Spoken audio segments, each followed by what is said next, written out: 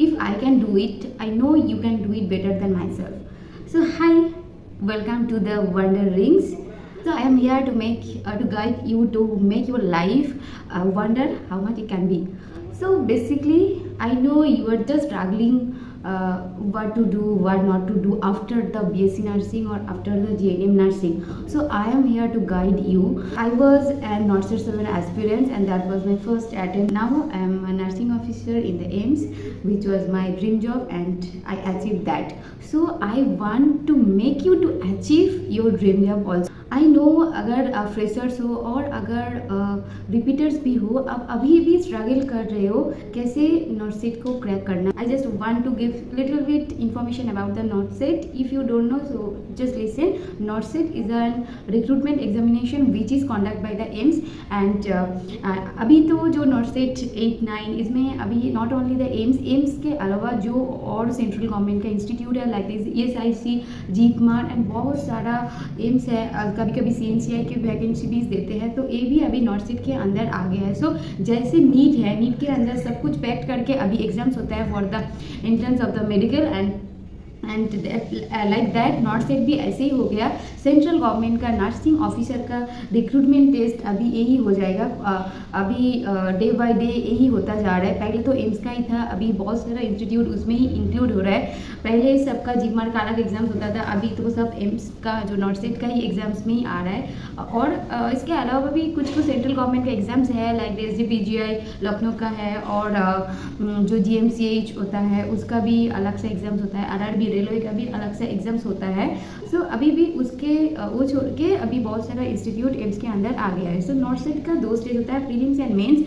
Prelims का उसमें nursing and non nursing both parts आता है, जिसमें 80 मार्क्स नर्सिंग से आता है एंड 20 मार्क्स नॉन नर्सिंग से आता है. सो ये 100 मार्क्स का एग्जाम्स होता है. और प्रीलिम्स मेंस का जो होता है, जो लोग प्रीलिम्स क्वालिफाई करते हैं उसके लिए मेंस एग्जाम्स कंडक्ट होता है. मेंस एग्जाम्स बेसिकली 160 मार्क्स का होता है. उसमें सिर्फ नर्सिंग पार्ट्स ही रहते हैं, 160 क्वेश्चन ही रहते हैं. So that's it. उसके लिए सिलेबस आपका जो 4 साल का BSc नर्सिंग और आपका 3 साल का GNM नर्सिंग का ही सिलेबस है.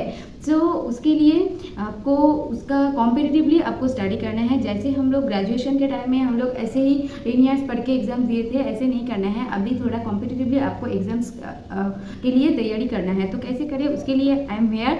सो उसके बाद आता है सिलेबस तो गया. नॉन नर्सिंग पार्ट के लिए भी मैं बहुत सारे वीडियोज़ ऑलरेडी अपलोड किया है एंड ऑलरेडी इसमें भी मैं थोड़ा गाइड कर दूँगी आपको. उसके बाद आता है सिलेबस तो गया. एंड जो क्राइटेरिया, एलिजिबिलिटी क्राइटेरिया, जो BSc नर्सिंग होते हैं वो लोग विदाउट एक्सपीरियंस एग्जाम्स दे सकते हैं. बट जो GNM नर्सिंग कर रहे हो उनके लिए मैं बोलूँगी आपको 2 ईयर्स ऑफ एक्सपीरियंस चाहिए, जो 50 बेडेड हॉस्पिटल का होना चाहिए. एटलीस्ट 50 बेडेड हॉस्पिटल से आपको 2 ईयर्स एक्सपीरियंस लेके एग्जाम्स में आपको बैठना है. और जिन लोगों के पास पोस्ट बेसिक और MSc नर्सिंग का डिग्री है तो उनके लिए भी विदाउट एक्सपीरियंस है, उसमें भी आपका हो जाएगा. So that's it. फर्स्ट में आता है कैसे ये जो एग्ज़ाम्स का कॉम्पिटिटिव एग्ज़ाम्स का तैयारी कैसे करना है, इसका जो डर है उसको कैसे हटाना है. क्योंकि एग्ज़ाम्स का हम लोग सोच भी नहीं पाते हैं, क्योंकि एक सेंट्रल गवर्नमेंट का जॉब है. कोई सोचते होंगे जो अभी भी सोच रहे हो कि मैं ये नॉट सेट में अपियर करूँ और ना करूँ, ये बहुत जो टैलेंटेड लोगों का एग्जाम्स है, ऐसे कोई सोचते होंगे. अभी भी सोचते होंगे. जो लोग अभी स्टूडेंट्स हैं वो लोग भी सोचते होंगे को वो तो मेरा सीनियर टॉपर था इसलिए उसको नॉट सेट मिल गया. ऐसे बहुत सारे अभी भी कैंडिडेट्स हैं जो अभी भी सोचते होंगे कि ये जो टैलेंटेड लोग होते हैं बहुत पढ़ाई करना पड़ता है नॉट सेट एग्जाम्स क्रैक करने के लिए. तो उनके लिए मैं बोलूँगी अगर आप भी कर सकते हो, कोई भी नॉट सेट क्रैक कर सकते हैं, बट थोड़ा सा स्ट्रैटेजी मेंटेन करके एंड कंसिस्टेंसी. स्ट्रैटेजी के साथ साथ आपको स्ट्रैटेजी तो बाद में आएगा, बट आपको कंसिस्टेंसी पढ़ाई करना है. उसके लिए वो आपको माइंडसेट करना ही है कि मैं एक क्रैक करके ही रहूँगी, उसके बाद आप क्रैक कर लोगे और दूसरा कोई इसका वे नहीं है. मैं तो नॉट सेट 7 फर्स्ट टाइम दिया था, उसमें ही मेरा रैंक 643 था.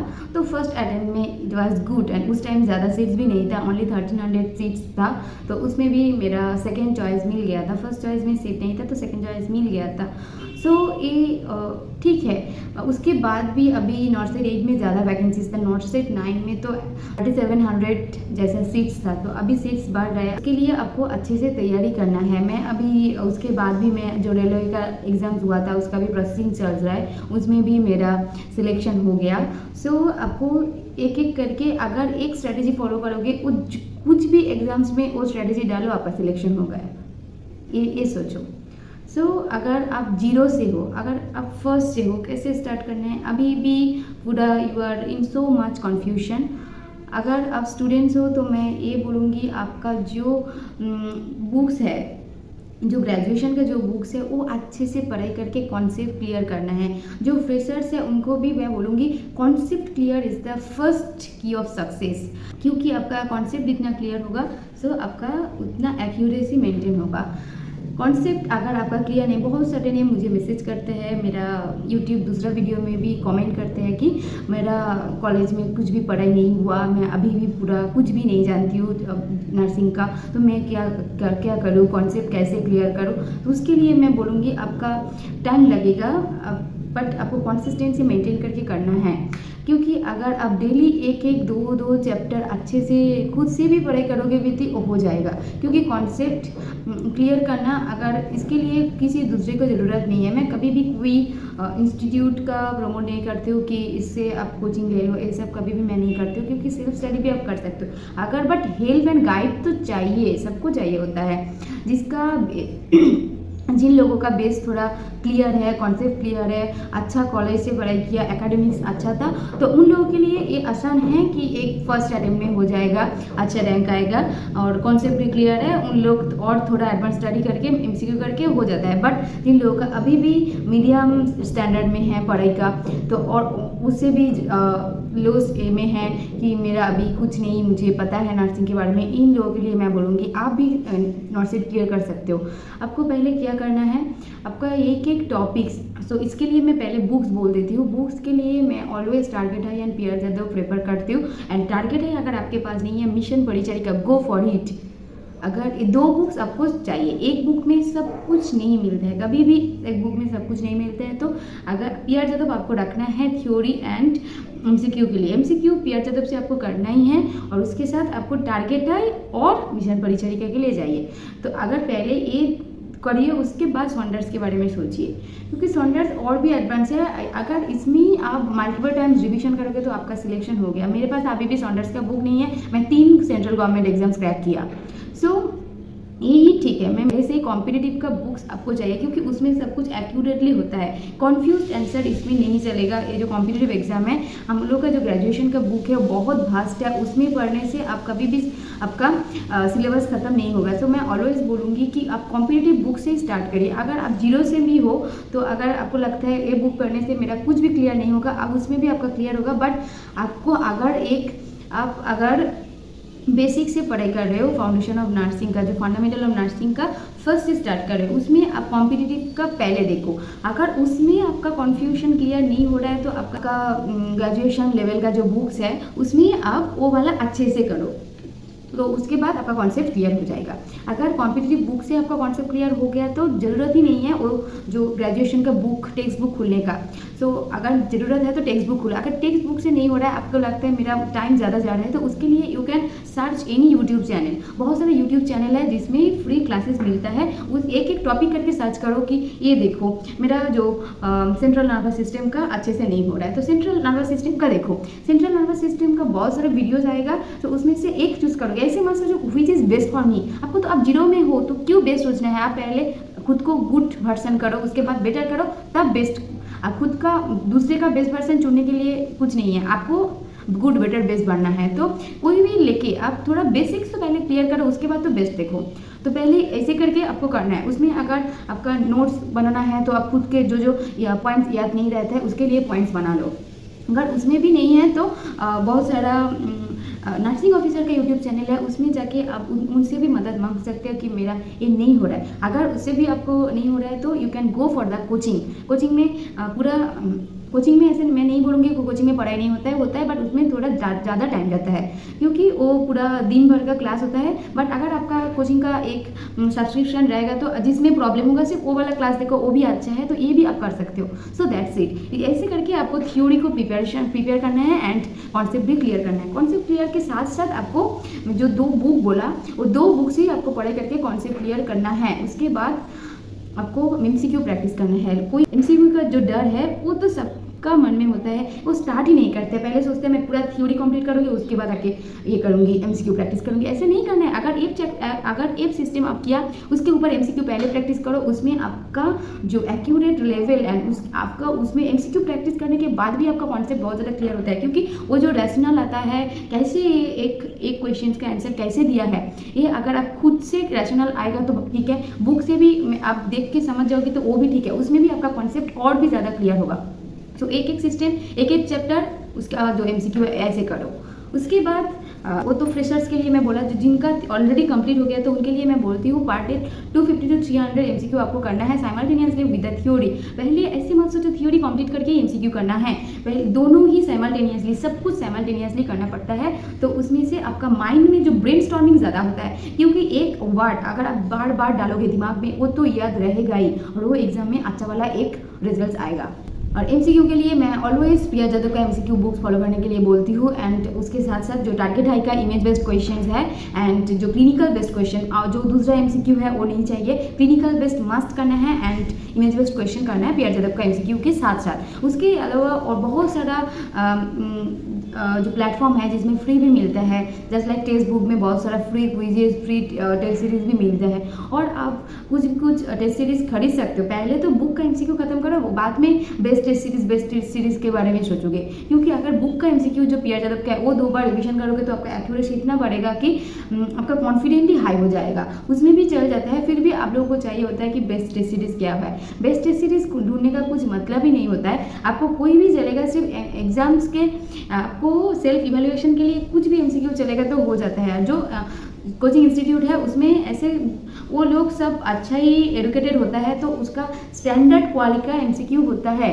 तो उसमें सबका ही बेस्ट होता है। ऐसे मैं बोलूँगी कि इसका बेस्ट है, इस इसका नहीं है। अगर आप खुद को बेस्ट के लिए प्रिपेयर करोगे तो आप भी बेस्ट वर्जन दे सकते हो, कोई भी अगर टेस्ट सीरीज लोगे तो।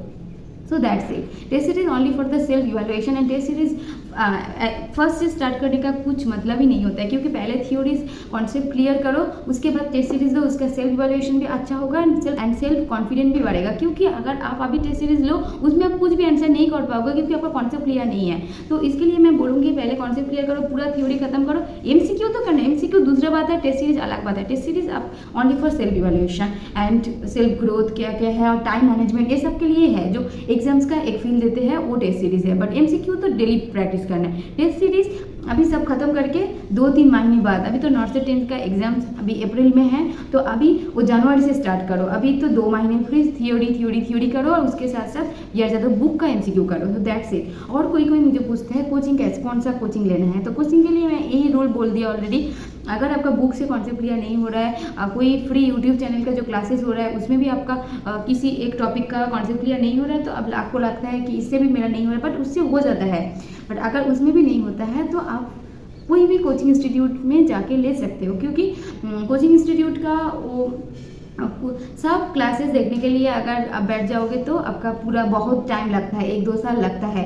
ये स्ट्रेटेजी बहुत लोगों ने फॉलो करते हैं कि मैं कोचिंग करूँगी और पूरा क्लासेस देखूँगी दिन भर, उसके बाद उसका नोट्स करूँगी। ये टाइम कंज्यूमिंग है, बहुत सारा टाइम कंज्यूम। अगर आप 3-4 महीने में प्रिपरेशन करना चाहते हो, अभी तो 6 मंथ्स है तो आपके पास बहुत टाइम है। मैं तो 2 महीने में अंदर ही प्रिपरेशन करके, क्योंकि मेरा बहुत क्विक प्रिपरेशन था, क्योंकि मुझे लगता था मैं पीएचडी तो खत्म करूँगी, उसके बाद टारगेट आई करूँगी, उसके बाद मैं डिवीजन किया।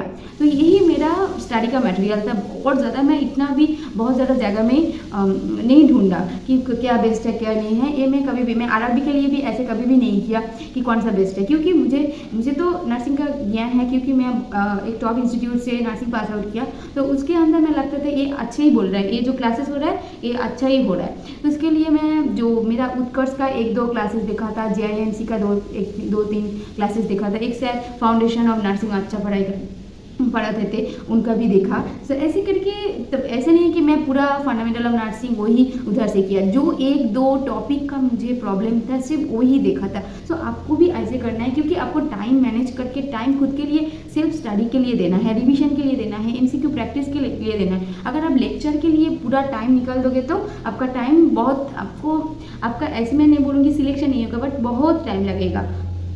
और एक क्वेश्चन है, कोई पूछते हैं कि कितना टाइम, कितना घंटे तक पढ़ाई करना चाहिए, मैं वर्क करती हूँ तो मैं कैसे प्रिपेयर करूँगी। तो इसके लिए मैं 2 सिनेरियो बोलूँगी आपको। जब मैं नॉर्सेट 7 के लिए प्रिपेयर किया, ओनली 2 महीने का प्रिपरेशन, 2 महीने में मैं क्रैक किया।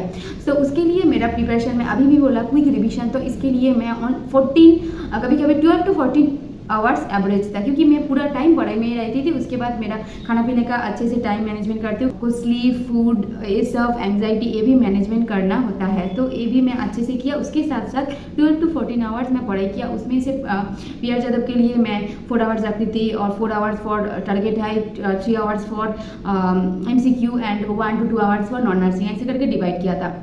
तो क्योंकि मुझे बहुत जल्दी पढ़ाई करना था, जल्दी मुझे सिलेक्शन करना था, तो इसलिए मैं किया, पूरा टाइम भर पढ़ाई किया और कुछ नहीं किया उस टाइम में। सो ये था नॉर्सेट 7 के लिए मेरा स्ट्रेटेजी। बट जब RRB के लिए मैं प्रिपरेशन किया, RRB के लिए इतने भी नहीं किए थे, क्योंकि उस टाइम में सितंबर में एग्ज़ाम दिया, तो नॉर्सेट 7 का सितंबर में एग्ज़ाम्स दिया। उसके बाद मेरा ज्वाइनिंग हुआ एम्स में, तो उसका पूरा प्रोसीड्योर, और एक सिलेक्शन के बाद में माइंड में थोड़ा ऐसे हो जाता है, हो गया और नहीं पढ़ाई करूँगी, क्या फ़ायदा, ऐसे एक माइंडसेट हो जाता है। तो ऐसे मेरा भी था, अभी थोड़ा मज़े लूँ, तो उसके बाद देखते हैं जब एग्ज़ाम्स का डेट डालेंगे उसके बाद पढ़ाई करेंगे, ऐसे ही मैं सोचती थी। तो ऐसे करके 2-3 महीने तो ऐसे ही घूम लिया, इधर घूमा। तो उसके बाद DB का प्रोसीड्योर हुआ, ज्वाइनिंग का प्रोसीड्योर हुआ, दूसरा स्टेट में आके एडजस्टमेंट का दिक्कत हुआ, वो सब मैनेज करके एग्ज़ाम का डेट डाल दिया था RRB का, जो अप्रैल में था, अप्रैल का लास्ट में था। तो उसके लिए मैं तब क्या किया था, उसमें भी मेरा तो ड्यूटी आवर्स चल रहा था, तो उसमें भी मैं क्या किया, ओनली PR यादव और टारगेट है का रिविजन किया।